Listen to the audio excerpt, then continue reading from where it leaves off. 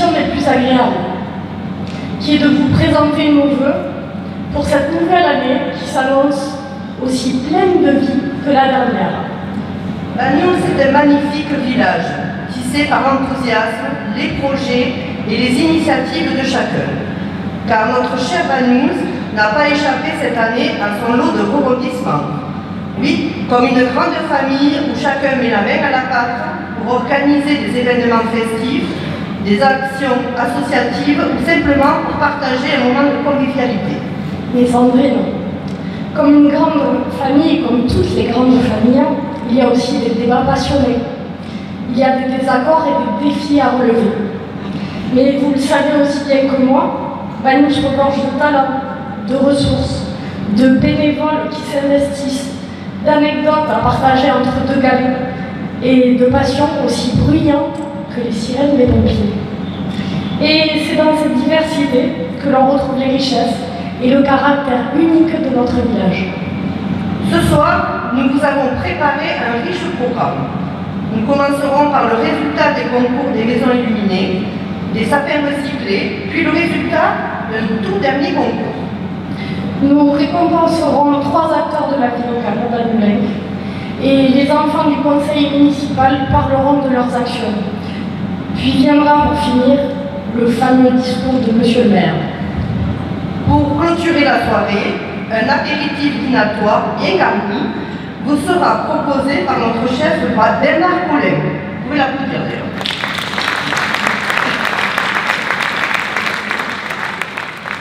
Le duo Stéphane Grégory et sa chanteuse feront rythmer notre soirée.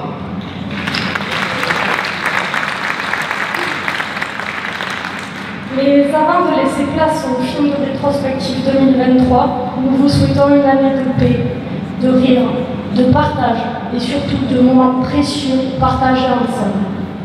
Merci beaucoup à notre pôle communication pour son engagement et son efficacité, et pour ne pas les nommer, Carole, Christophe, Bénédicte et aussi Gaël qui œuvre beaucoup.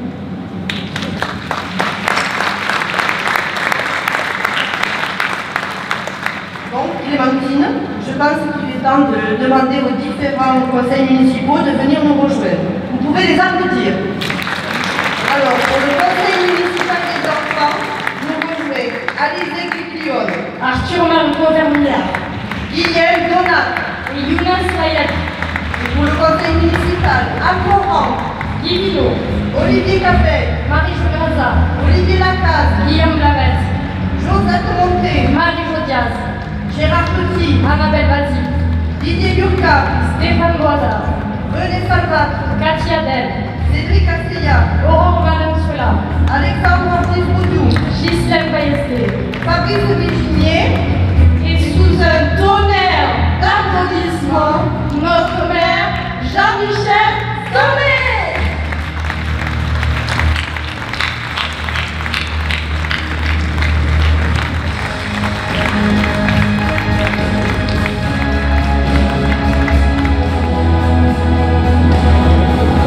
Nous allons tout d'abord procéder à la cérémonie de remise des prix de notre merveilleux concours des maisons illuminées, qui est marqué par une spectaculaire démonstration de créativité, d'ingéniosité et surtout d'esprit de fête.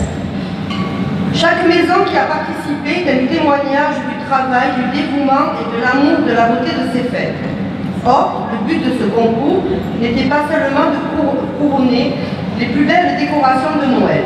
Il était surtout de nous rassembler, de nous faire sourire en passant devant une maison illuminée et de nous rappeler la magie de la saison des fêtes de Noël. Au nom du jury, je tiens à dire que choisir les gagnants n'a pas été une tâche si facile. Chaque entrée était unique en son genre et avait ses propres mérites. Cela témoigne de la variété et de la richesse d'esprit des Bagnols pour embellir et illuminer notre village pendant les fêtes de Noël. Et maintenant, sans plus attendre, il est temps d'annoncer les gagnants qui vont venir nous rejoindre. Ils vont bien sûr recevoir un bon cadeau chez nos commerçants et une bouteille de Bagnols. Marie-Jo Traza et Annabelle Basile vont remettre les lots avec les enfants du conseil municipal.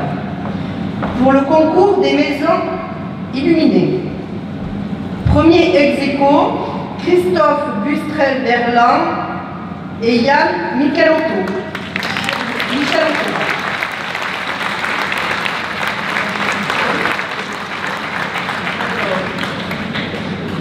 Venez nous rejoindre si vous n'êtes pas bien. En troisième position, on trouvera Nicolas Beau. En quatrième, Paul Okipenti.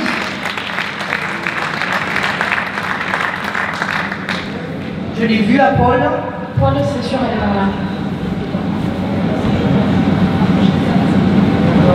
Elle a.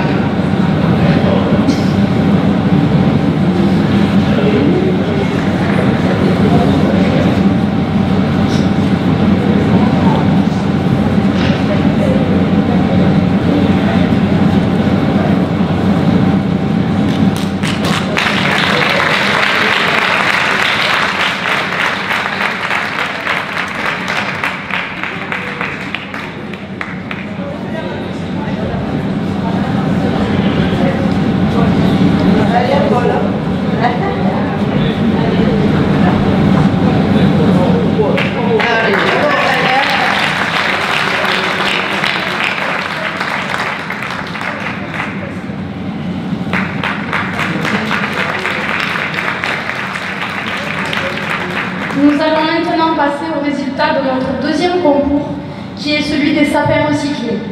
Nous félicitons l'ingéniosité, l'originalité et la créativité de nos participants, mais aussi leur engagement vers l'environnement et la durabilité. Ce concours a donné l'occasion de transformer un symbole traditionnel de la fête en une célébration de la créativité écologique.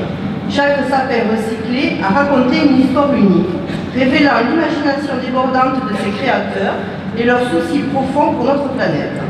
Le choix des gagnants a à nouveau été extrêmement difficile. Chaque sapin présentait des mérites justifiant largement une victoire. Chacun d'entre vous a mis du cœur à l'ouvrage et a fait partie d'une grande imagination. Vous avez tous réussi à transformer des objets du quotidien en chef-d'œuvre de Noël. Et c'est une réalisation dont vous pouvez tous être très fiers. Alors sans plus tarder, passons à l'annonce des gagnants. Ils vont également recevoir un bon cadeau chez nos commerçants locaux et une bouteille de vanille. Les lots vont être remis par Marie-Jo Diaz, Anne Morand et Aurore Valenzuela, ainsi que les enfants du conseil municipal. Pour le prix du public, en première position, nous avons les sapins bouchons de l'IME de Pierrefitte.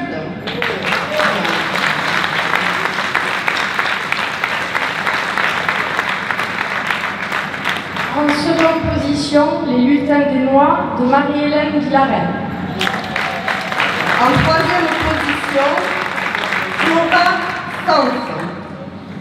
Nous demandons de venir nous rejoindre, s'ils sont présents. Oui, Il y a quelqu'un qui avance.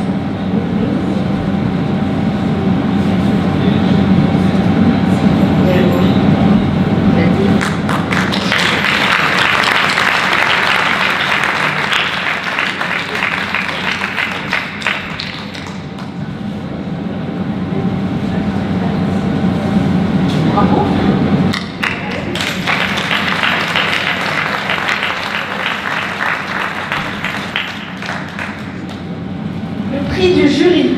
En première position, les cuillères sublimes de Noël de Christiane Garcia.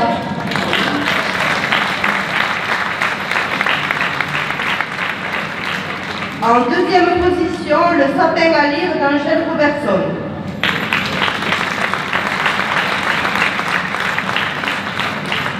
Et en troisième position, le sapin des boîtes à chaussures de l'association des Masses, représenté par Jacqueline Maillol.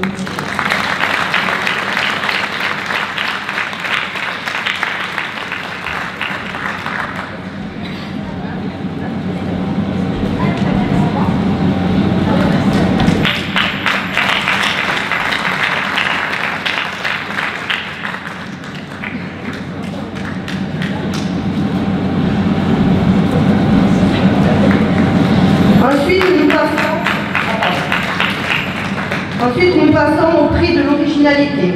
En première position, l'association Banous Expression Artistique.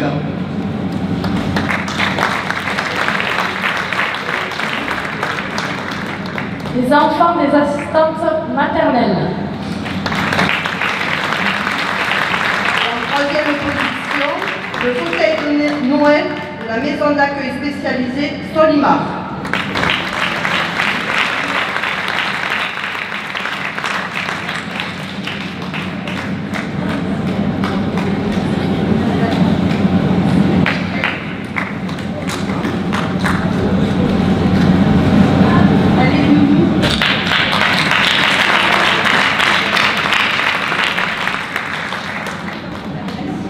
Nous avions aussi le concours de la plus belle moustache.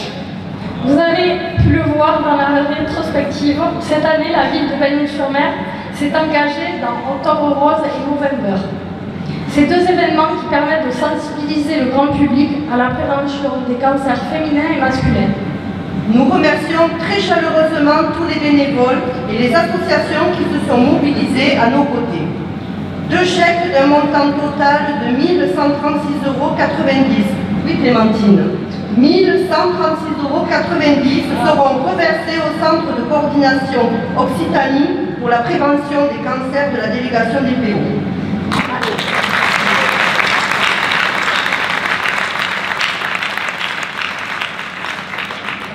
À l'occasion du Movember, l'une des actions était le concours photo de la plus belle moustache. Et merci à tous pour votre participation.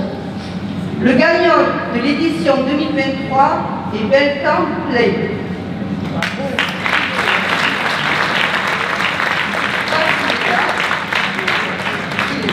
Bravo. La moustache.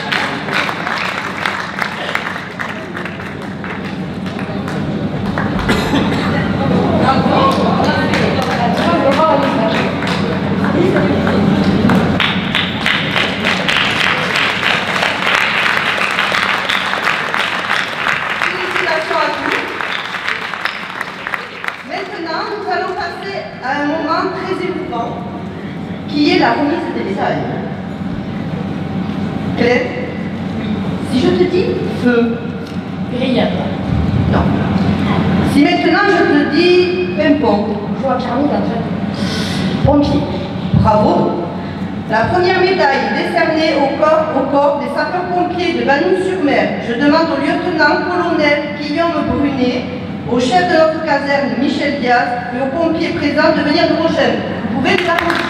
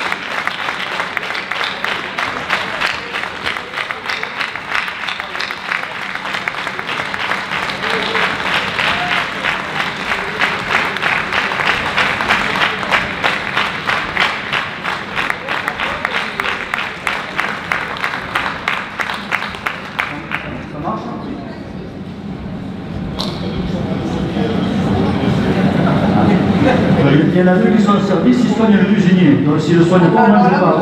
Donc, il vaut mieux qu'il le soigne. Il vaut mieux qu'il le soigne. Voilà. Écoutez, on avait déjà remis la médaille à Michel, donc il ne va pas me casser les médailles chez lui, parce qu'il les mérite. Et puis c'est un monsieur très engagé par rapport au cœur de sapeurs-pompiers, je le remercierai jamais assez. Je veux un mot après pour vous particulièrement. Je suis heureux de vous recevoir, colonel, lieutenant-colonel. Et cette médaille, elle est dédiée à l'ensemble du corps de sapeurs-pompiers, pour la caserne, pour leur engagement, parce que ce sont des personnes extrêmement importantes, extrêmement utiles dans la ville, qui se mobilisent jour et nuit, qui se mobilisent, alors on va parler des incendies bien entendu, sur l'incendie de Bagnols-sur-Mer qui nous a traumatisés, vous avez vu les images de cet incendie avec la violence que ça peut représenter, en sachant que, je le redirai après, mais j'aime le dire, non pas parce que c'est une réalité, les incendies sont meurtriers, ils tuent. On a eu une jeune sapeur-pompier qui est décédée, une jeune dame qui est décédée dans nos montagnes pour défendre notre patrimoine. Donc, pour tout ça, mais pour le fait aussi que vous faites une quantité énorme de sorties tout le long de l'année et tout l'été pour venir au secours des personnes. Vous méritez cette médaille et je vous en remercie au nom du conseil municipal et au nom de la population. Franchement, de tout cœur, merci, bravo, félicitations, merci beaucoup.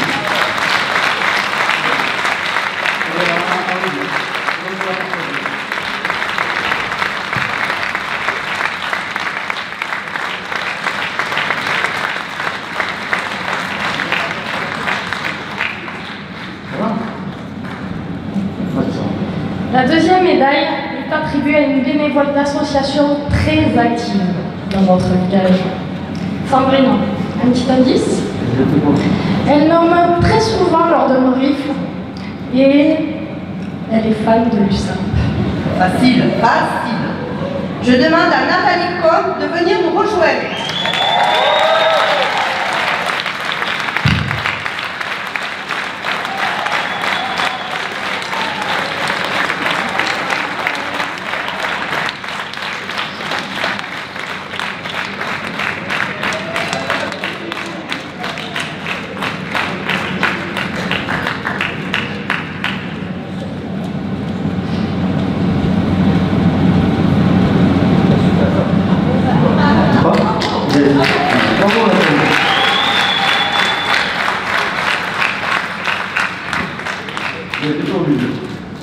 Nathalie, partout où vous allez dans le Magnou, vous la trouverez.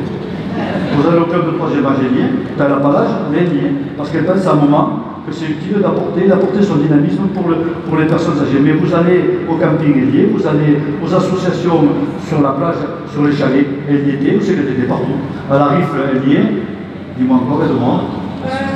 Au rugby. Voilà, elle joue plus. Elle joue plus, mais la danse partout. Voilà. Et elle a cette faculté d'entraîner sa maman, hein, qui aurait mérité une retraite plus paisible, mais elle entraîne sa maman, elle entraîne la copine de sa maman, elle entraîne ses filles. Dans cette médaille, elle est pour toi, bien sûr, mais elle est pour aussi tout ce que tu amènes dans la ville, comme enthousiasme, comme volonté. Des gens comme toi, on en a absolument besoin dans les communes, qui amènent ce dynamisme et qui font vivre nos associations. Merci beaucoup Nathalie. Merci.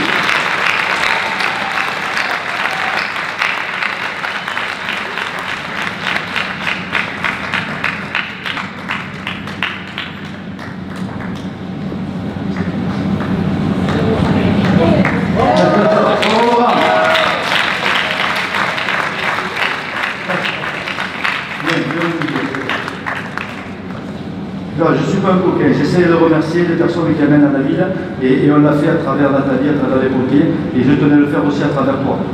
Alors, j'ai plein de raisons de le faire. Je serais très égoïste, je dirais, et les gens vont dire, il remercie son ami, mais on est amis. On est amis, collègues, confrères, on a exercé le même métier dans des établissements à côté. Toujours, non, jamais concurrent, toujours collègue, toujours confrère, tu le sais.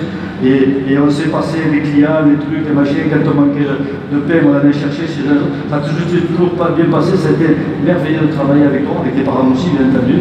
Moi j'ai toujours le souvenir de ta maman qui est institutrice, qui m'a roulé dessus en voiture, tu te rappelles? C'était caché dans les feuilles, et elle m'a roulé dessus, bon, c'est pas grave. Elle voulait bien se débarrasser d'un cap, mais bon, regarde, là, elle a eu tort. Et puis par rapport à tout ce que tu fais, tout ton investissement, Laurent est un champion de voile. Peut-être que vous ne le savez pas, peut-être tu vas nous dire ton palmarès, mais c'est quelqu'un qui concourt souvent et qui gagne.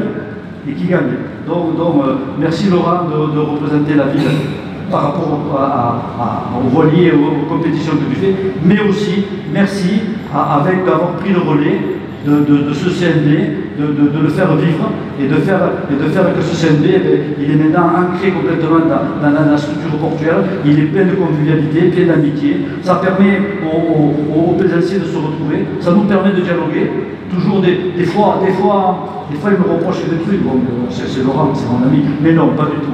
On essaie toujours de répondre à leurs demandes, ça nous permet d'avoir vraiment le sentiment des plaisanciers. Et puis, ce que je trouve assez formidable, c'est qu'il n'y a pas que des voileux, il n'y a pas que des gens qui ont des bateaux à moteur, les deux se rencontrent. Je crois que vous organisez, je suis même sûr, des escapades, des espèces de petites régates ou des promenades jusqu'à 4 heures, et tout ça c'est formidable. Donc pour tout ce que tu fais Laurent, pour l'amitié que je partage avec toi, merci beaucoup. Merci beaucoup.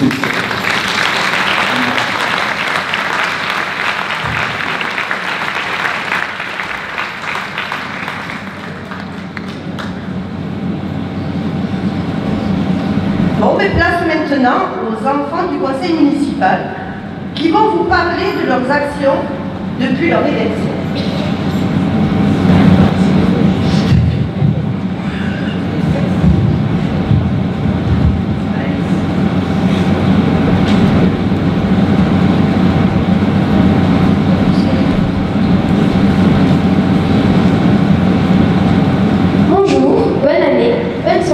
Et meilleurs vœux à vous tous. C'est un honneur d'être ici devant vous. Nous sommes les représentants du conseil municipal des enfants de CM2 de Bagnols-sur-Mer. Nous représentons l'école élémentaire Aristide Bailleul de Bagnols-sur-Mer. Nous nous appelons Alizé Guitliol, Madame la maire, Arthur-Marie Couvert-Milliard, premier adjoint, Guillaume Donat Fontaine, deuxième adjoint, et Younes Layadi, troisième adjoint. Bravo.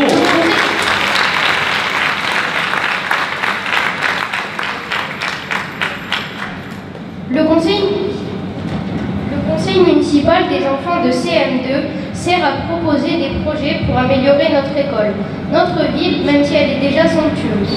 Ce qui a déjà été mis en place depuis la création du conseil municipal des enfants en 2014. Pour l'école, terrain de football dans la cour, boom de CM2 en fin d'année où nous invitons les CM. Éco-délégués et projet environnement AME contre les gaspillages. Pour Bagnols-sur-Mer, aide pour l'Open Prac, aide pour le City, arrêt de bus au Maastricht, arrêt de bus refait aussi au pont du Puig. Voici nos projets pour cette année pour l'école. Remettre les buts de football, instaurer des journées à thème, fresque murale à la cantine et miroir dans les toilettes.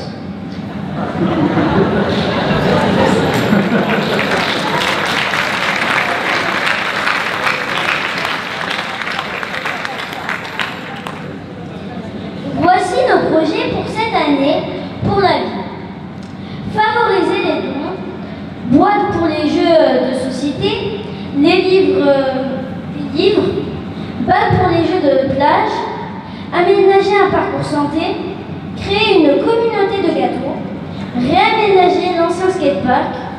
Nous avons plein dîners, nous faisons des réunions du conseil municipal des CM2. Notre but est de nous investir pour l'école et la vie. Alizé, Arthur, Guillaume, Younes vous souhaitent une bonne et belle soirée.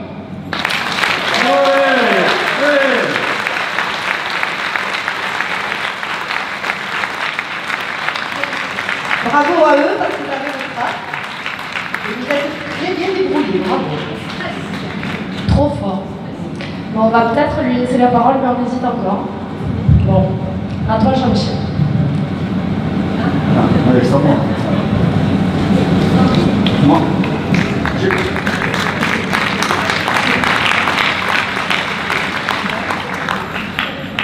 J'ai la réputation.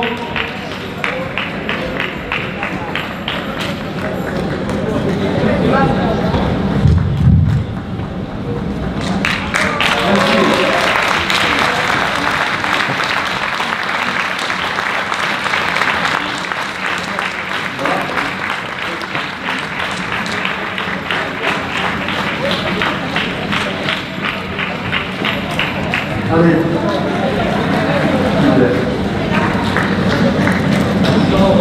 Les élus me disent toujours, sois court.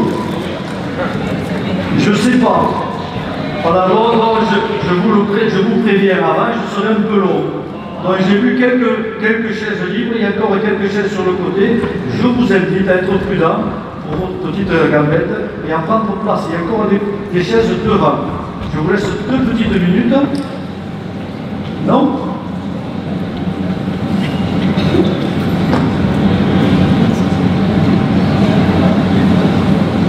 Bon. Alors, je voudrais d'abord remercier, féliciter Clémentine et Sandrine, les deux maîtres de cérémonie de ce soir. Elles ont été formidables. Et c'est très compliqué de passer derrière elles, je peux vous le dire, parce que là, ils m'ont mis avant. Merci. Bravo.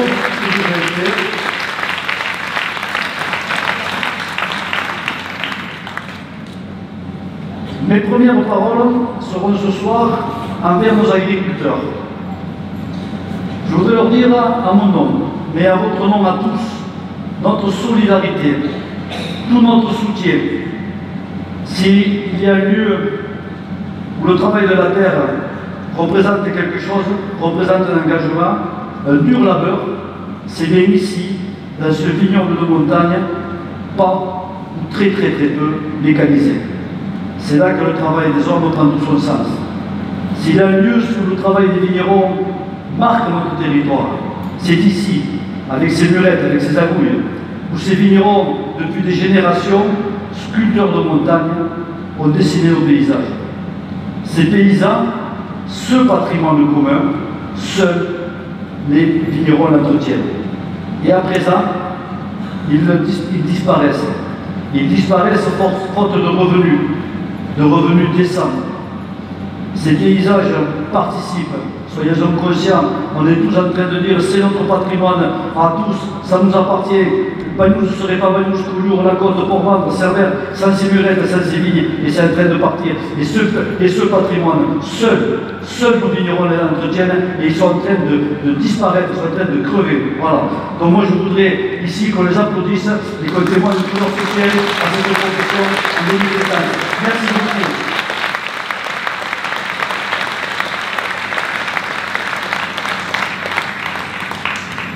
Alors, j'avais commencé mon discours parce qu'elle m'avait dit qu'elle serait là pour saluer notre nouvelle sous-préfète, Mme Clara Thomas. Je suppose que les événements que nul n'ignore ici l'ont retenu éloigné de Bagnouz. On le regrettera, mais on la saluera quand même. Je salue avec beaucoup d'amitié et beaucoup de joie la présence de Michel Martinez, notre député bagnouais, voilà, de cette circonscription. Je vais excuser les deux sénateurs, je suppose qu'ils doivent être sur les barrages ou sur les tracteurs, j'espère pas quand même, mais on ne sait jamais. Je vais saluer avec beaucoup d'amitié aussi le président de la communauté des communes Albert Côte-Vermeil, Antoine Parra, le maire d'Argelès. Je salue bien sûr. On peut applaudir, bien sûr qu'on peut applaudir. Je salue bien sûr M. Samuel Bouli, qui est maire de Saint-André et conseiller régional. Je salue mon ami le maire de Port-Ventre, notre voisin, conseiller départemental, Grégory Marty, et j'ai vu qu'il y a aussi Julie Sens qui l'accompagne. Merci d'être venu, ça nous touche. Je salue bien sûr Madame la maire de Montesquieu et de Pons, qui est originaire de Port-Ventre, n'est-ce pas? Son frère est un pêcheur. Voilà. Je salue Madame la maire de Saint-Gilles-et-Fontaines, Nathalie Revaux-Planas, présidente du pays Méditerranée.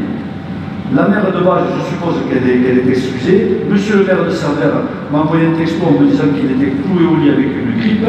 Je salue avec grand plaisir mon ami le maire de Collioure, Guignoubert, et ses adjoints qui l'accompagnent.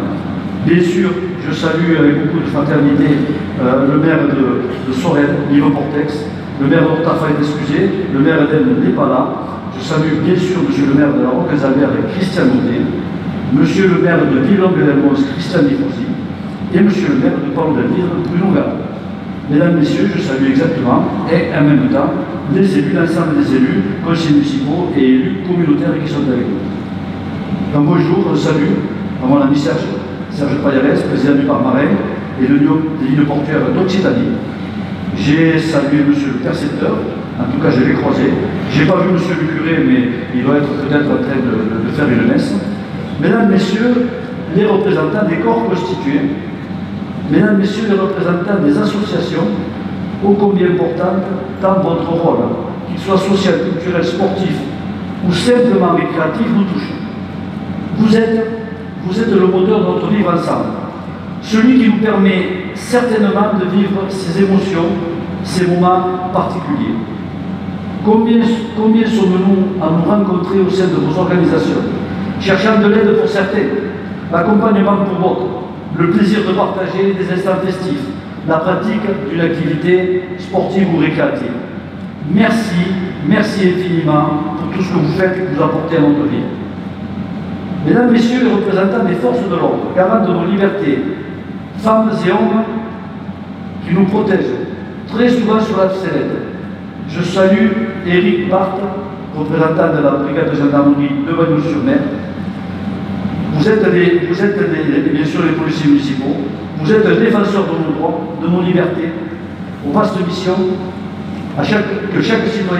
sur qui chaque citoyen peut compter.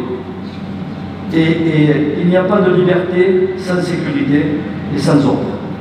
Que ça déplaise à certains, l'ordre est absolument nécessaire pour organiser notre ville et pour que chacun y retrouve ses moyens d'expression et sa liberté d'aller et de venir. Merci pour ce que vous faites.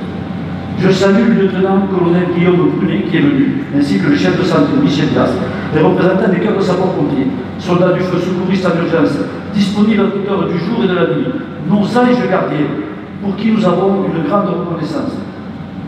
Je le dis qu'on la merci, femmes et hommes engagés professionnellement, professionnels ou bénévoles, passionnés à la devise courage et dévouement, font partie de nos vies.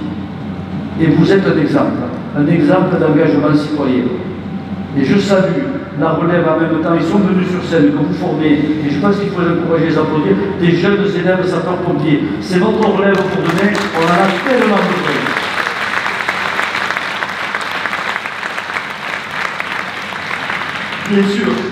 Bien sûr que je salue les représentants de la réserve intercommunale de service civique, la RISC de la Côte-Vermeille, composée uniquement de bénévoles, attachés à leur territoire, qui acceptent de consacrer leur temps pour prévenir, informer, patrouiller dans nos montagnes afin d'être une veille des éclaireurs qui anticipent des catastrophes environnementales.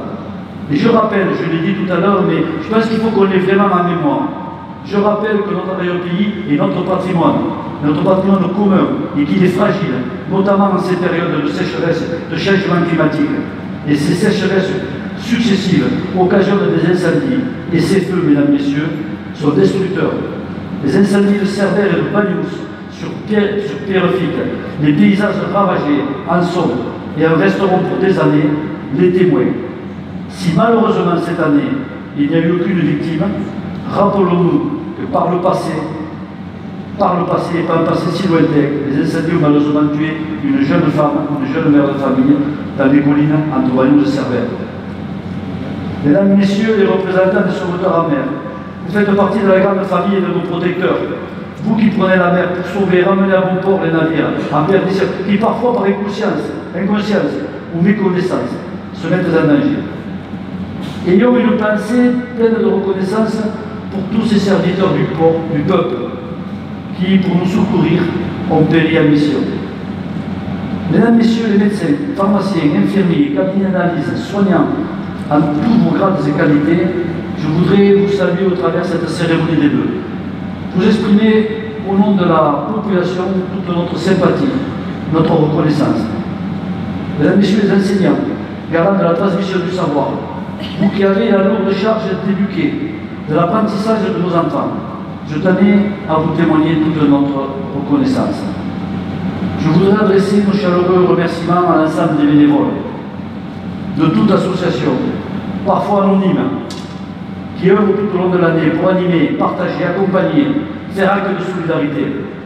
Vous initiez nos enfants dans leur première découverte, vous accompagnez nos aînés, vous animez notre ville. Ce soir, j'aurai une pensée particulière aux membres des comités de quartier que je sollicite souvent et qui s'engagent. Ils s'engagent pour une meilleure communication et participent activement à la vie de la commune. Nous avons organisé plus de 17 réunions de quartier où il y avait entre 30 et 40 personnes à chaque fois.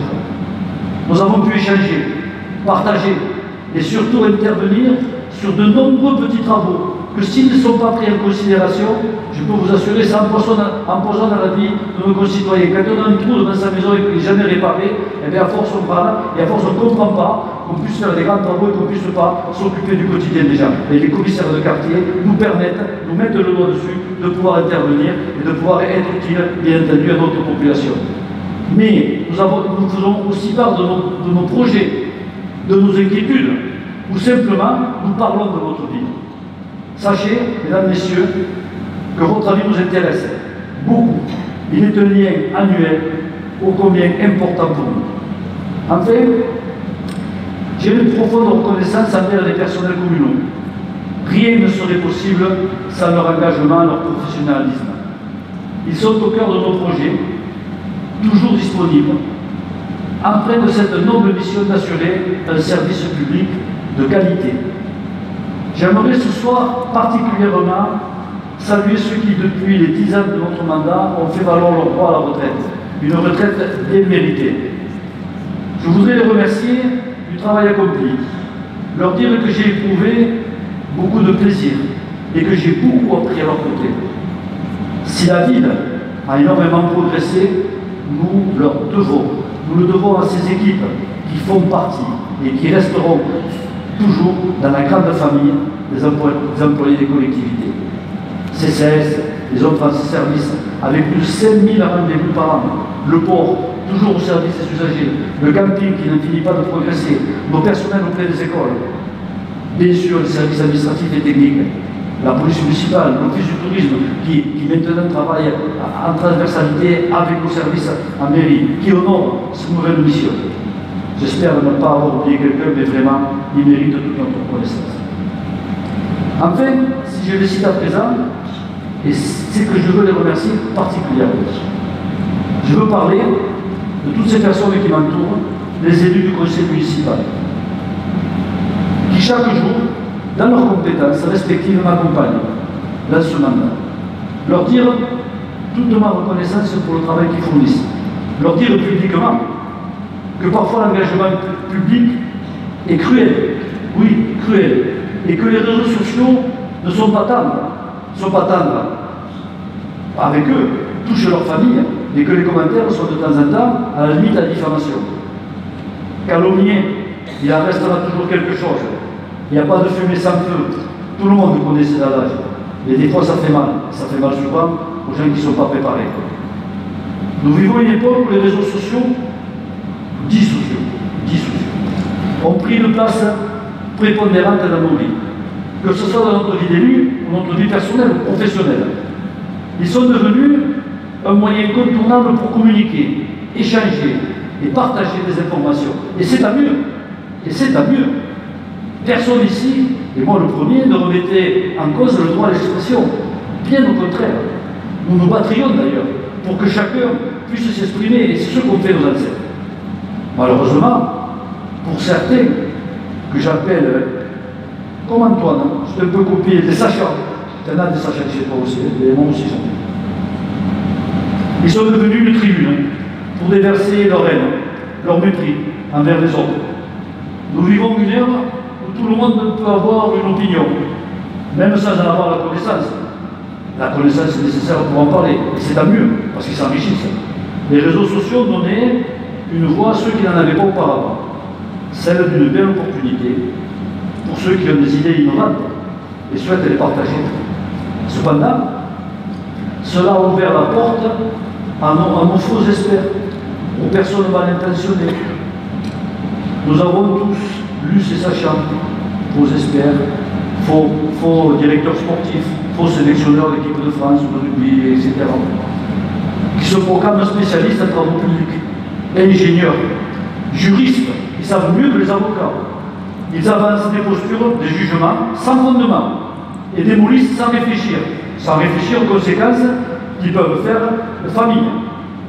Ces personnes, mesdames, messieurs, sont dangereuses.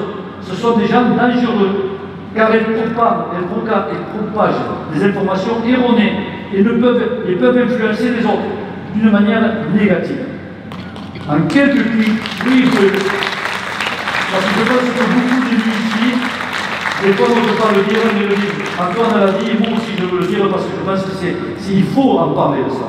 En quelques clics, ces textes peuvent se propager à une vitesse déconcertante, sans que personne ne puisse vérifier leur véracité.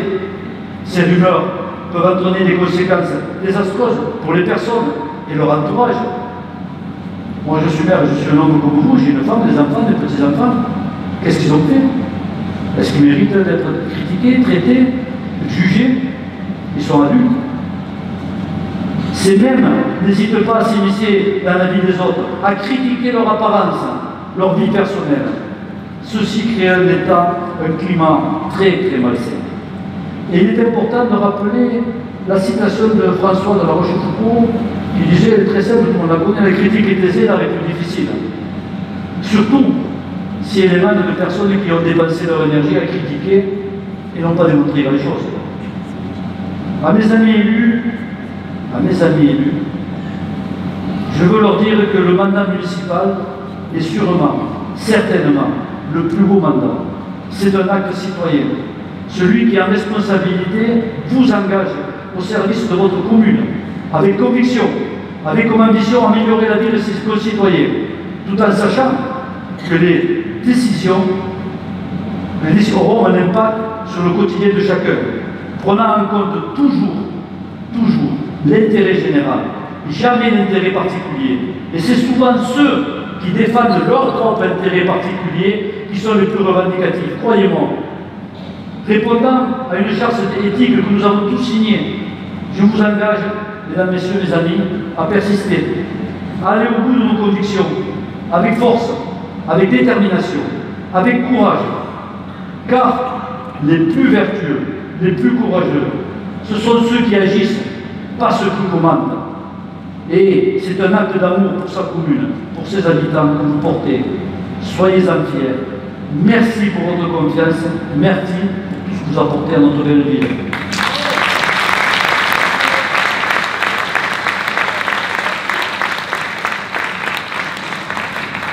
En fait, je ne pouvais pas finir ces salutations sans saluer Pierrot. Vous ne connaissez pas Pierrot, Moreau? Vous ne connaissez pas?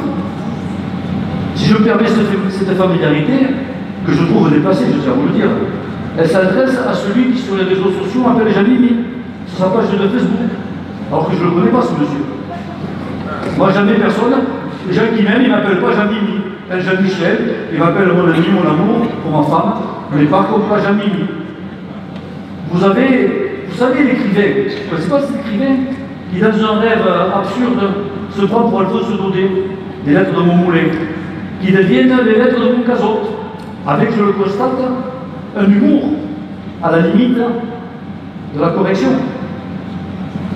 qui deviennent des lettres de mon casotte avec un humour à la limite de la correction, un pamphlet plein de moqueries qui veut blesser, et surtout sans le talent de l'écrivain qui tente de l'imiter.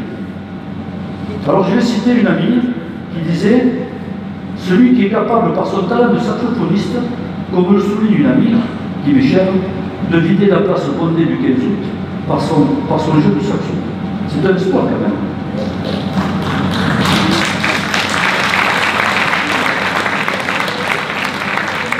Voyez-vous, peu importe, j'ai ma conscience pour moi.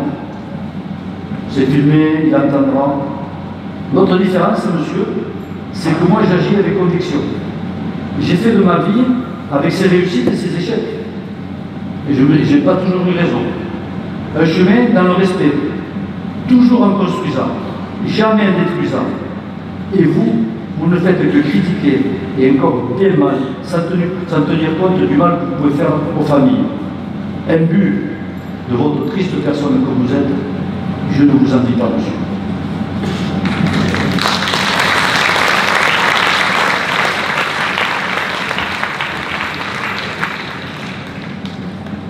Vous savez combien? Mais moi et tous les maires ici présents, les élus, on attache l'importance à cette cérémonie des vœux. Parce que c'est un moment fort de dialogue, d'échange, et on en a envie, même si on arrive, on est stressé, mais on a envie de ça. En tout cas, moi j'aime ça, et je passe beaucoup de plaisir avec vous.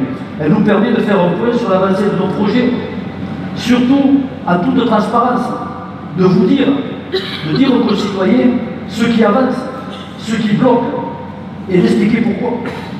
C'est aussi le moment de tracer des perspectives d'avenir ou de fixer de nouvelles priorités. Le temps long de l'action publique vient souvent en contradiction avec le temps court de la vie quotidienne.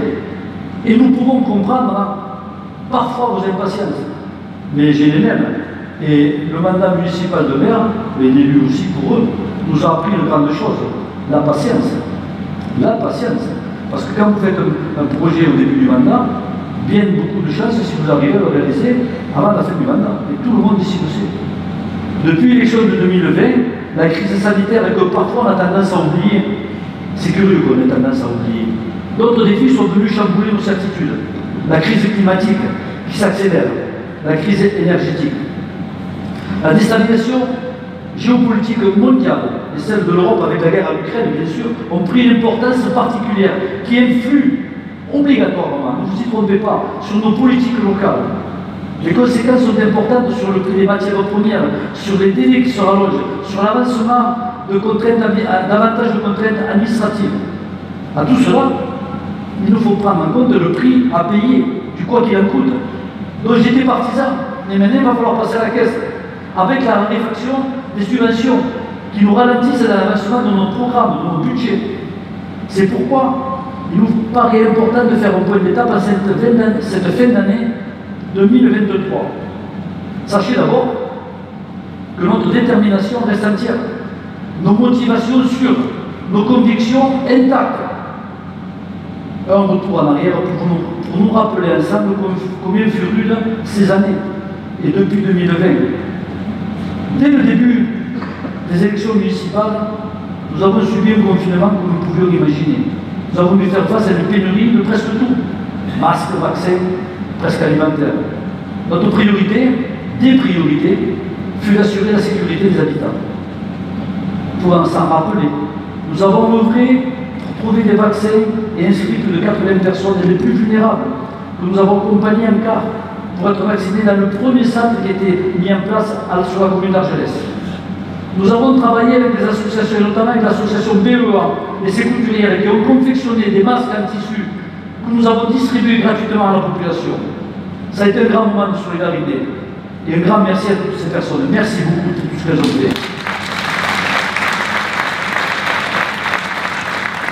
Par la suite, dès que possible, nous avons réussi à acheter des masques en papier homologués et nous les avons donnés gratuitement à la population. Nous avons bataillé avec les maires de la côte et la communauté des communes pour l'ouverture d'un centre éphémère de vaccination au gymnase. Et nous l'avons transformé en un centre où se sont relayés nos médecins et nos infirmiers. Et je salue avec reconnaissance, je l'ai dit après, mais franchement, leur disponibilité et leur engagement. Merci du fond du cœur, mesdames, messieurs, pour le service que vous avez rendu à la population.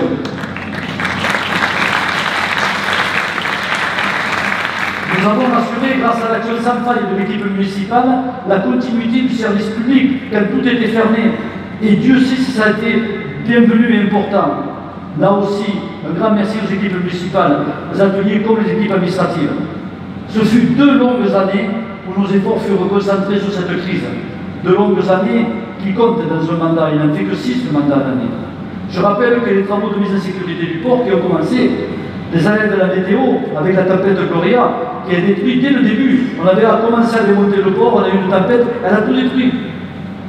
C'est plus de 1 700 000 € de dégâts que nous avons pu faire financer en grande partie par le plan de solidarité soutenu par le préfet, par l'État, bien entendu.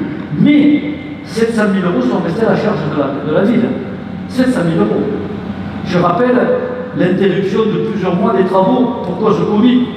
Et nous avons dû gérer l'impatience des plaisanciers, qui ont été très compréhensifs, mais quand même, ils ont continué à payer des amendes au port, sur un port sur lequel ils ne pouvaient pas accéder, ou très mal.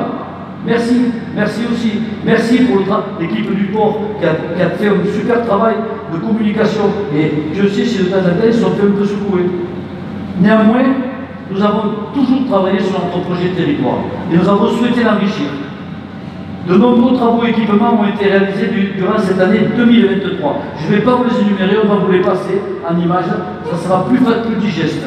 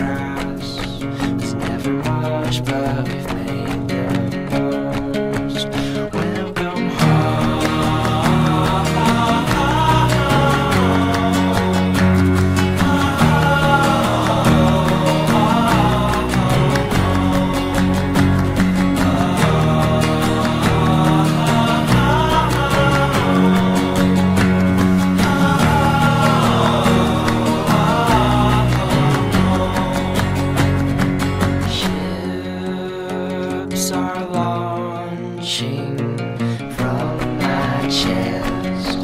Some have names, but most do not. If you find one, please let me know what piece I've lost. Heal the scars from off my back. I don't need them anymore. You can throw them out. Keep them in your mason jars. I've come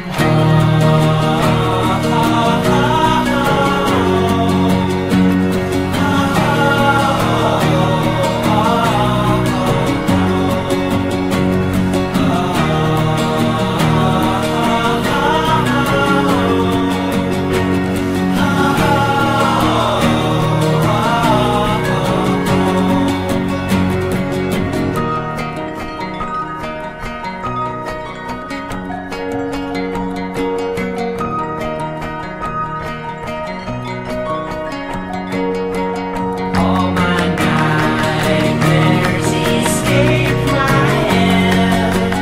Bar the door, please don't let them in. You were never supposed to leave. Now my head's splitting at the seams, and I don't know if I can.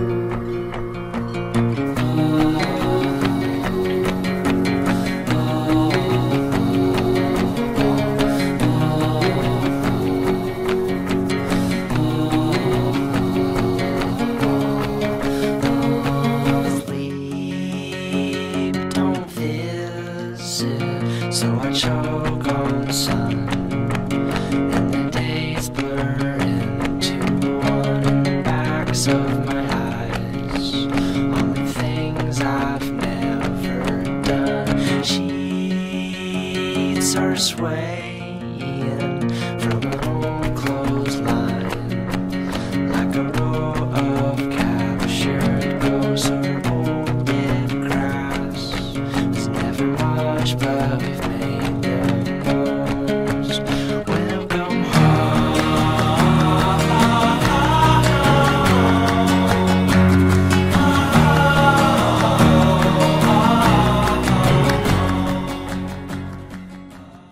Tout à l'heure, en présentant les personnalités, je n'ai pas parlé de Yves Desville, qui est ici, le directeur du laboratoire Agro, avec qui nous avons une belle collaboration, une belle amitié, je pense, et qui participe énormément à la vie locale. Et puis j'excuserai Hervé, qui est, je pense, habité, qui a pris l'ancien maire de Bagnols, qui est un ami personnel, qui a pris l'association pour Albert Saint-Fontaine pour la réouverture du col de Bagnols. Je vais profiter qu'il n'y ait pas la sous-préfète ici pour que vous le sachiez tous, le sous-col est quand même ouvert, il nous permet de passer. Donc voilà. Mais on aimerait bien que ce col de Bagnols soit ouvert définitivement et comme fait, on retrouve. On n'est pas de stress quand on va au col, très franchement, moi en tout cas je n'en ai pas. Mais on aimerait bien que ce soit officialisé. Donc merci à l'association et tout ce qu'il faut pour l'ouverture du col de Bagnols.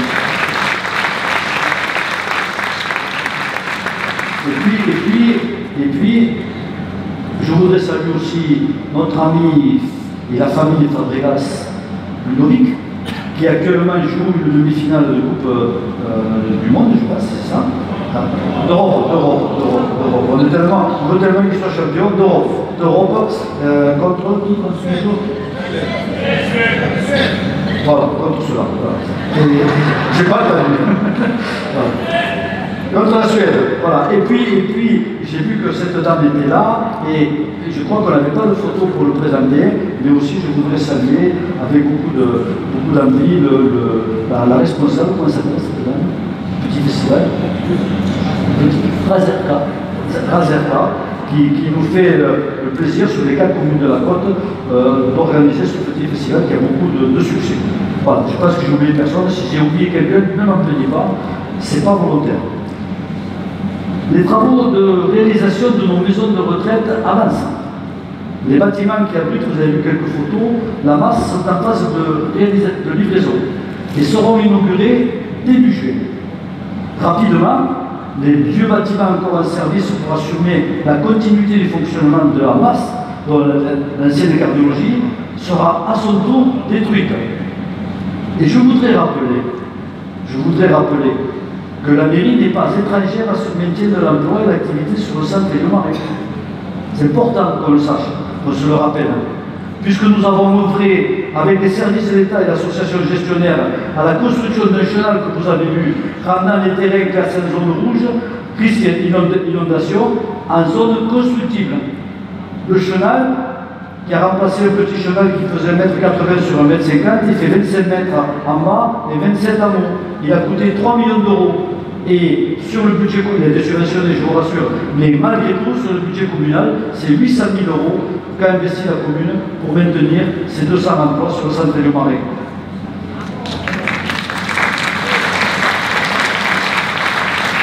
Je travaille de concert avec la communauté des communes, je salue avec reconnaissance les équipes présentes. Alors, Henri me dit Mathilde n'a pas pu venir, mais Henri, le Bagnolet, le local de l'État, qui travaille bien sûr sur la présidence à nos parents. Et nous portons ce fabuleux projet. Alors, on a montré une photo, c'est pas tout à fait ça, ça pourrait y ressembler, on ne le sait pas encore, mais c'est dans cet esprit-là, à la création ici, dans ce local, dans l'immeuble Bartissol, d'un tiers-lieu. Un tiers-lieu qui regroupera un hôtel d'entreprise spécialisé, basé sur la croissance bleue, sur la protection de l'environnement, tout ce qui a trait à la mer. Il conservera bien sûr la rénovation de nos salles communales. Cette salle ne va pas disparaître. Je pense qu'elle est à côté, mais on va réhabiliter une belle salle communale. Mais aussi, on va construire des salles pour nos associations, qui sont 3 à l'étroit dans l'immeuble Noventi. De plus, sera transférée l'installation de la médiathèque. Vous avez tous vu que notre amie Béatrice est devenue directrice de la médiathèque, qui a été installée dans les immeubles des HLM à la place de l'ancienne cantine, que nous avons construite dans le groupe scolaire. De plus sera transféré. Ceci représentera un tiers-lieu. Il y aura le monde entrepreneurial, les associations et la culture avec la médiathèque. Ces travaux vont les travaux qui vont se réaliser au petit laboratoire Ago, on en a parlé, sur la construction de locaux d'accueil, des aquariums de recherche que nous souhaitons, que nous louerons à la société Plastic Sea. Là aussi, il y a eu des commentaires qui sont un peu déplacés, mais bon, c'est pas très grave. C'est une société, ce sont des laboratoires de recherche qui permettent à cette société qui a été inclue au laboratoire Ago, et merci au laboratoire Ago, ils étaient 2 au départ, ils sont 17 ou 18 salariés maintenant, et ils ont l'objectif d'être 40 salariés. On ne pouvait pas décemment laisser partir cette société à qui on faisait des clins d'œil du côté du Var ou du côté espagnol pour qu'ils s'installent. Plastic Sea, c'est une société importante qui travaille sur la lutte contre la prolifération des plastiques, sur la préservation de nos mers et de nos océans, et c'est une société extrêmement importante pour Bagnous. Une start-up qui a été incubée à Bagnous. Voilà, donc on est en train de construire ces laboratoires. Ce ne sont pas des laboratoires, ce ne sont pas des aquariums de commerciaux, ce sont des aquariums de recherche, et ça nous intéresse tous la recherche, parce que l'amélioration du milieu marin, la lutte contre la pollution, on est tous intéressés par ça. Donc merci à cette société. Je crois qu'on doit mettre...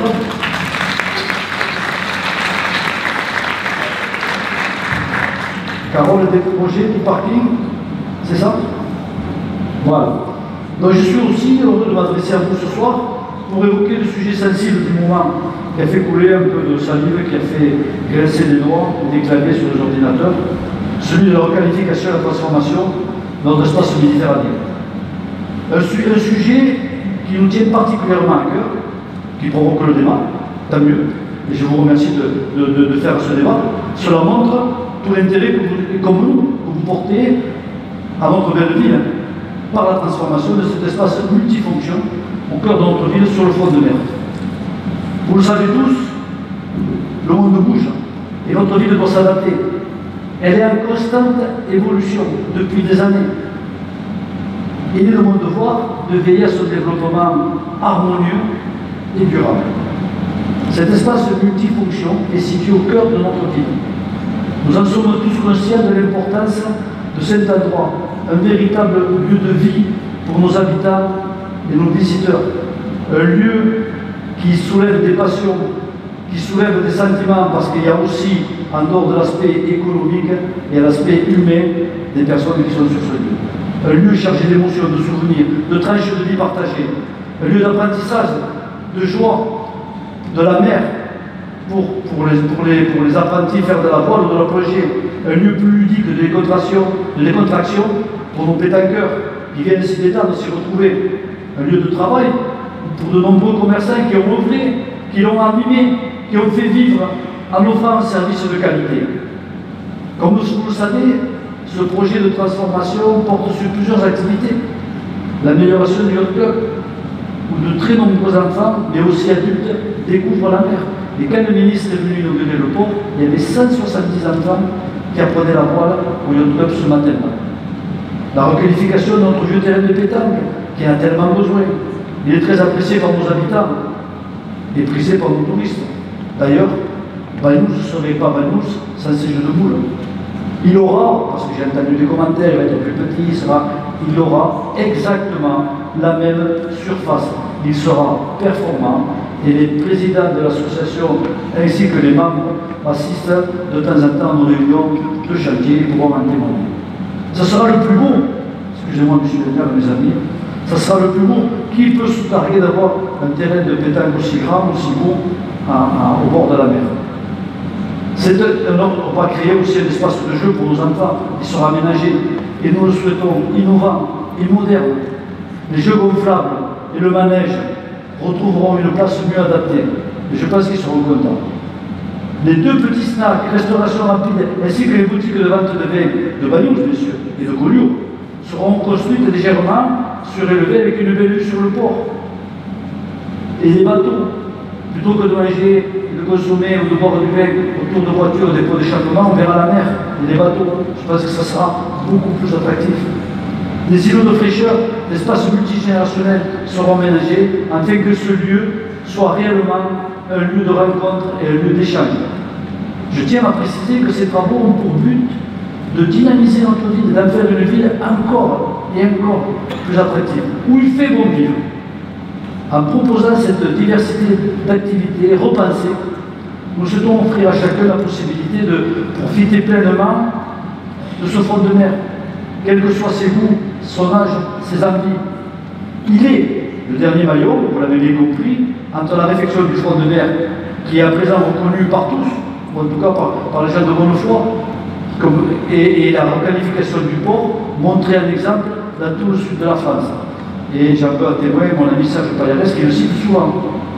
Cependant, je suis conscient que ces travaux suscitent des inquiétudes. Bien sûr, tout changement suscite des inquiétudes. Qui ne veut pas le changement, surtout pas chez lui. Chez le voisin, c'est mieux quand même. Les effets de ces changements, de la réglementation de délivrance et des autorisations d'occupation d'espaces publics pour les entreprises exerçant leur activité commerciale en totalité sur l'espace public, réputé, je le rappelle, inaliénable et imprescriptible, nous impose une attribution à prémise en concurrence.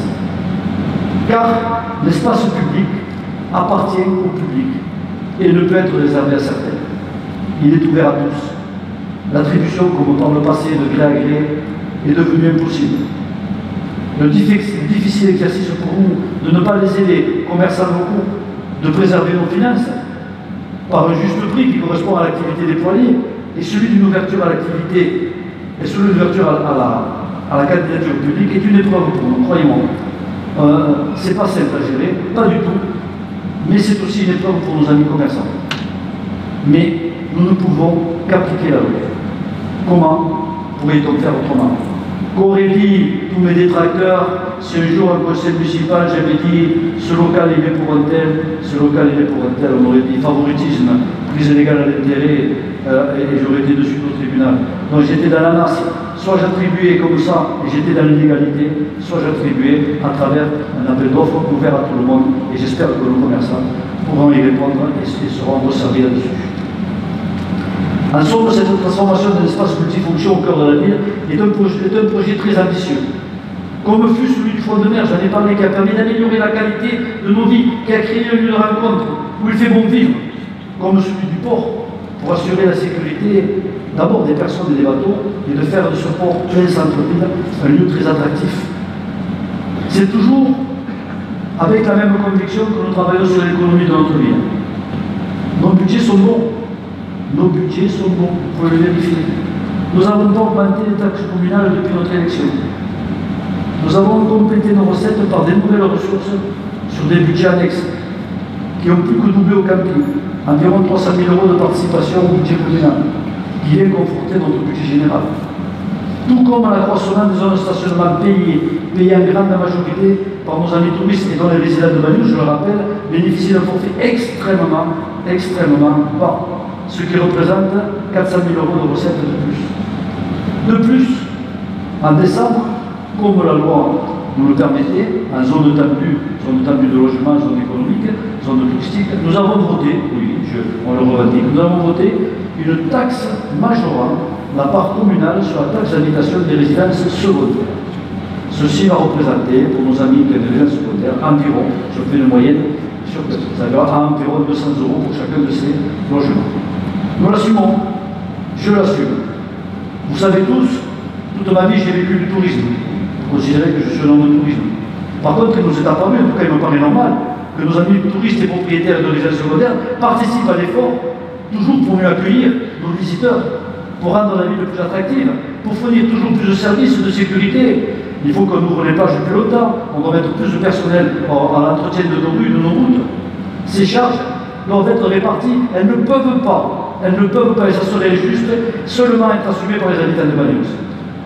Grâce à cette politique de recherche de nouvelles recettes, je peux vous annoncer, comme depuis le début de notre mandat, que nous n'augmenterons pas la part communale de nos impôts locaux sur le prochain budget.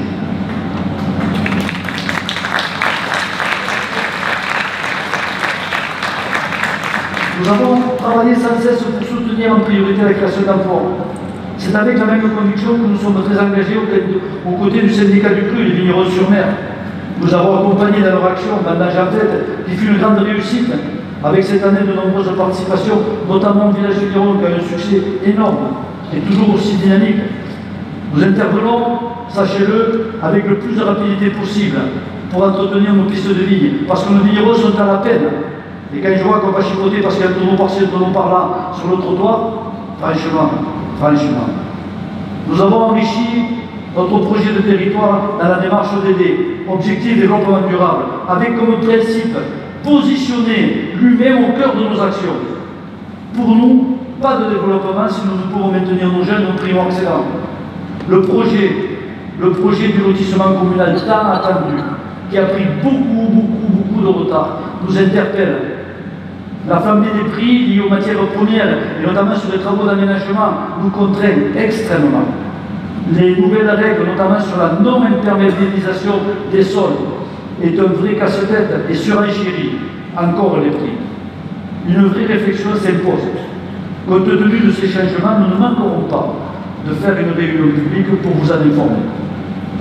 Sachez que notre motivation, on n'est pas en train de se défausser, voir aboutir ce projet d'avenir est intact.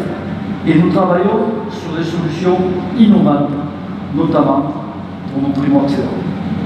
Mais l'attractivité de notre ville a besoin de cette mixité, ce bien vivre ensemble dans un cadre préservé. Les canicules successives de ces dernières années doivent nous interpeller. Le manque d'eau devient un enjeu majeur, mes amis. L'eau, c'est la vie. La raréfaction des pluies qui ne chargent pas suffisamment nos nappes souterraines nous contraignent collectivement à des mesures draconiennes. Seront-elles, on en parlait en aparté avant cette réunion, seront-elles soutenables longtemps? Je suis très inquiet sur ce sujet qui va influer sur notre avenir. D'abord, l'irrigation de nos cultures nourricières, nos vergers, nos exploitations maraîchères, nos potagers privés qui rendent un grand service aux populations, qui jouent un rôle social extrêmement important. Nos vignes en souffrance. Sachez que la vigne c'est robuste, mais il y a des pieds de vigne qui sont en train de crever. Nous pourrons être en concurrence avec les besoins d'eau potable d'une population qui ne cesse de s'agrandir dans notre région. La détresse des agriculteurs, on le voit, est un vrai questionnement. Je leur affirme à votre nom, notre soutien plein et entier. Néanmoins, notre développement touristique, l'apport en emploi, le poids économique qu'il représente, fait à présent partie de nos atouts. Ma crainte est grande de voir s'installer une guerre de loups, faute de ne pas pouvoir anticiper cette situation. Le réchauffement climatique est là, il est là, il s'accélère. Il nous appartient d'urgence de préparer l'avenir. Le partage de la ressource sera une obligation dans les mois qui viennent. Des solutions existent, elles devront nous contraindre dans les prochaines années à changer beaucoup de nos habitudes. Je pense qu'il faut s'y préparer, mentalement, physiquement. On ne vivra plus, malheureusement ou heureusement, je ne sais pas, dans les prochaines années comme nous avons vécu. Il faut avoir un regard responsable sur la valeur de l'eau. Les amis, l'abondance, c'est terminé. C'est terminé. Des milliers de mètres cubes d'eau épurée sont rejetés à la mer. Ils doivent avoir une destination différente et nous permettre l'arrosage d'espaces verts comme le stade, le nettoyage de nos rues, peut-être plus. Malheureusement, sur Vanius, nos eaux parasites entrent dans nos réseaux d'assainissement. Et compte tenu que ces eaux parasites, c'est de l'eau de mer, elles sont inutilisables parce qu'on ne peut pas arroser le stade avec de l'eau salée. Tout ceci demandera des investissements importants comme celui que nous faisons à la rue Jules Leclerc, il faudra en faire d'autres. Ceci, le président Antoine Parra le sait, il y travaille, et il partage avec ses services des réunions pour nous apporter des solutions. Chaque geste va compter. La récupération des eaux de pluie individuelles sera certainement demain une obligation dans nos nouvelles constructions. Comme celui de la récupération des eaux de rinçage de nos légumes, de nos douches. Moi, je ne me douche plus tout seul, j'ai un seau dans la douche. Voilà, j'ai les premières eaux, je vais arroser mes plantes avec. Et bien d'autres solutions qui existent. Je ne vais pas ici développer la multitude de solutions, et il y en a plein d'innovantes. Ce sera notre sujet, sachez-le, quotidien, malheureusement dans les mois, et j'espère pas l'année à venir. Sachez que nous sommes nombreux élus mobilisés. Et la démarche ODD que nous avons mis en place ne repose pas seulement sur la préservation de la biodiversité, et pourtant nous sommes convaincus de son importance. La démarche ODD est bien plus complète à notre sens. Elle veut tracer un cap, identifier des défis qui se déclinent sur plusieurs enjeux sociétaux. Elle englobe également la place de nos aînés dans nos sociétés. Et nous travaillons sur la ville thématique ville amie des aînés. Et on est fiers, on est content d'être reconnu comme une ville où il fait bon vivre, où les retraités aiment bien venir. Et les retraités, c'est 60 ans, 65 ans. Et ce sont des personnes actives. Et on a une richesse énorme de personnes qui arrivent, qui habitent Vanius, avec des possibilités énormes. C'est celle des enfants, de notre jeunesse, avec plusieurs projets pour plusieurs classes d'âge. Et vous avez vu le conseil municipal, ils ont été moteurs dans le fait de faire un pump track, de faire des city-stades. Ils nous ont dit le city-stade grand, ça ne marche pas. Parce que quand les petits sont dessus, les grands les font partir. Faites-nous un autre. On a fait un petit city-stade pour les petits, de manière à ce que tout le monde y trouve son compte. Ça fait partie de ce qu'on appelle, tout le monde en appelle la bouche, la démocratie participative qu'on fait avec des enfants et qui, avec leur innocence et leur envie, de temps en temps nous titille. Enfin, cette démarche ODD, elle englobe bien sûr le bien-être, le sport, son développement avec une réflexion d'ensemble sur nos équipements. Et le stade nous inquiète beaucoup, bien entendu, vous le savez, et enfin, l'épanouissement individuel et collectif à travers nos associations. Mais elle comprend également la santé. Et la santé, c'est un sujet majeur, que le manque de médecins qui se profile. Combien de villes maintenant n'ont plus de médecins? À ce sujet, nous avons ouvert le complexe dossier de la création d'une maison de santé. Nous l'avons fait par une concertation avec l'ensemble des soignants sur Vanius. Car à notre sens, rien ne peut se faire sans eux. Les ODD, c'est aussi l'alimentation. Quelle alimentation pour donner? C'est aussi la problématique de la gestion de nos déchets. C'est aussi notre mobilité. Et il y a beaucoup à dire à ce sujet. Comme le cadencement des trains, nous reliant à Perpignan. Il y a beaucoup de personnes qui travaillent à Perpignan, il y a beaucoup de nos enfants qui vont à l'école à Perpignan. Et nous avons à plusieurs reprises écrit et rencontré les responsables du conseil régional. Et je les remercie du travail qu'ils font, attention. Par contre, pour protester, pour trouver des solutions, sachez que la ligne Servère-Perpignan, c'est la variable d'ajustement entre la ligne Perpignan et Narbonne. Quand il manque quelqu'un, on l'enlève chez nous, on ne l'enlève pas ailleurs. Donc ça veut dire que 2-3 fois par semaine, il faut prendre des voitures et amener les enfants, où les jeunes ne peuvent pas aller régulièrement travailler sur Perpignan. Ou venir travailler à Banyuls, parce qu'à Banyuls, on a des emplois. Je parlais du laboratoire AGO, il y a à peu près 200 emplois au laboratoire AGO, tous n'habitent pas à Banyuls, malheureusement, mais tous viennent travailler à Banyuls. C'est aussi la place de la voiture dans notre espace. Qu'est-ce qu'on veut? On veut plus de voitures, plus de bruit, plus de pollution. Ce sont des vraies questions que nous aurons à trancher. Il me paraît plus opportun de les anticiper. C'est pour cela que nous mettons en œuvre, pendant l'été, mais on va l'étaler, la proposition de parking de périphérie et des navettes municipales gratuites. Les ODD, c'est aussi des actions que nous pouvons mener avec les enseignants pour une meilleure éducation. Et je remercie Madame la directrice, Madame Le Guen, qui est ici présente, pour le travail que nous faisons ensemble. C'est aussi celle liée à la communication et au partage de décisions. C'est tout le sens. C'est tout le sens des comités de quartier. Tout le monde rêve que de grandes messes de démocratie participative, on se réunit à 50, 300 ou 200, il y a la sorcellerie. Nous avons fait des réunions de quartier et nous rencontrons les gens très régulièrement. L'essentiel de cette démarche, pour moi, se mesure dans cette phrase. Quelle ville voulons-nous laisser aux générations futures? Mes amis, notre engagement et mon engagement est de laisser à nos enfants une ville où la marque de fabrique est le bien vivre et le bien-être. J'ai le privilège d'être votre maire et avec mes équipes, nous avons proposé beaucoup de changements. Certains ont dit ou disent une révolution. Est-ce que j'ai l'air d'un révolutionnaire? Moi, je vous le dis.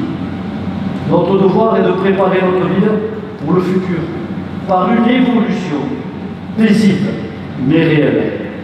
C'est le premier vœu que je formule pour notre Banyuls. Solidarité, espérance, respect de notre identité, une ville familiale où il fait bon vivre. Je voudrais que nous ayons une pensée pleine de fraternité pour celles et ceux d'entre nous qui sont face à la maladie, leur souhaiter un prompt rétablissement. Nous avons également une pensée pleine de tendresse pour celles et ceux qui sont dans la solitude. À vous tous, chers concitoyens, mes amis, nous souhaitons vous présenter, à mon nom et à celui du conseil municipal pour cette année 2024, le meilleur des vœux, nos meilleurs vœux. Vous souhaitez une bonne année et du bonheur sans fin. Et je le dis, le bonheur, c'est pas un package qui arrive qu'on peut attraper. Le bonheur, c'est fait de toutes ces petites choses de la vie qui font qu'on prend du plaisir à se rencontrer, à se trouver, dans les gestes amicaux qu'on peut avoir lorsqu'on se retrouve.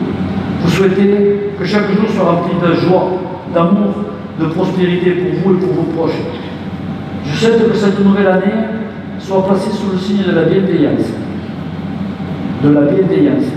de la tolérance et du respect envers chacun, quelles que soient nos différences, parce que ces différences nous enrichissent et enrichissent notre commune. Je vous invite à continuer ce vivre ensemble, dans l'harmonie, la solidarité, en faisant preuve d'empathie, d'entraide les uns envers les autres. En ma qualité de maire, je vous assure de mon engagement et de ma détermination à travailler afin que notre ville soit un lieu, et je l'ai déjà dit, c'est très important, où il fait bon vivre, où règne la paix et la fraternité. Bonne et merveilleuse année 2024, pleine de réussite, de bonheur et de paix. Vive Banyuls, vive la France.